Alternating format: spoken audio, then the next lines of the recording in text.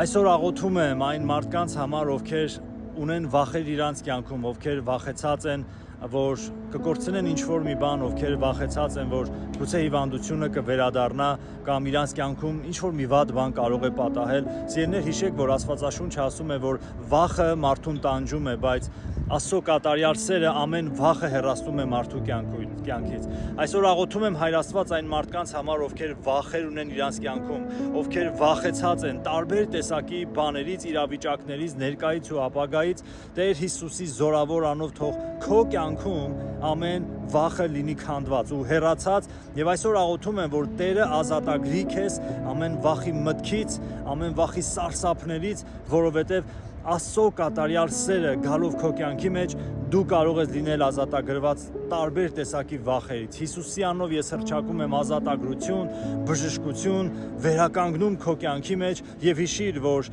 Աստծո սերը ավելի զորավոր է, քան քո կյանքի մեջ ամեն շոշափելի վախերը։ Հիշիր մի կարևոր ճշմարտություն, որ Տերը այսօր ազատագրում է քեզ վախից եւ իր բոլոր արմատներից ու մտքերից Հիսուսի զորավոր անունով։ Հռչակում եմ ազատագրում քո կյանքի մեջ, սիրելի քույրես ու եղբայրս, ընդունիր այսօր այս աղոթքը եւ դու կտեսնես, թե ինչպես է Տերը քո կյանքի մեջ գործում։ Մի կողմ շպրտիր ամեն վախը իր արմատներով մի տեղ։ Մի երբեք մտածիր, որ դու նորից կհիվանդանաս, նորից կվերադառնա քո կյանքում ցավը, տկարությունը, որ դու ինչ-որ մի բան կկորցնես։ Հռչակիր Աստծո սերը եւ զորությունը քո կյանքի մեջ։ Ընդունիր այդ սերը եւ մնա այդ կատարյալ սիրո մեջ, եւ Սուրբ Գիրքը ասում է, որ վախը կգնա քո կյանքից։ Մի վախեցիր, որովհետեւ ես քեզ հետ եմ, մի զարհուրիր, որովհետեւ ես քո Աստվածդ եմ, ասում է Աստվածաշունչը։ Նա քո Աստվածն է, նա քո Տերն է, նա քո պահապանն է։ Եղիր օրհնված,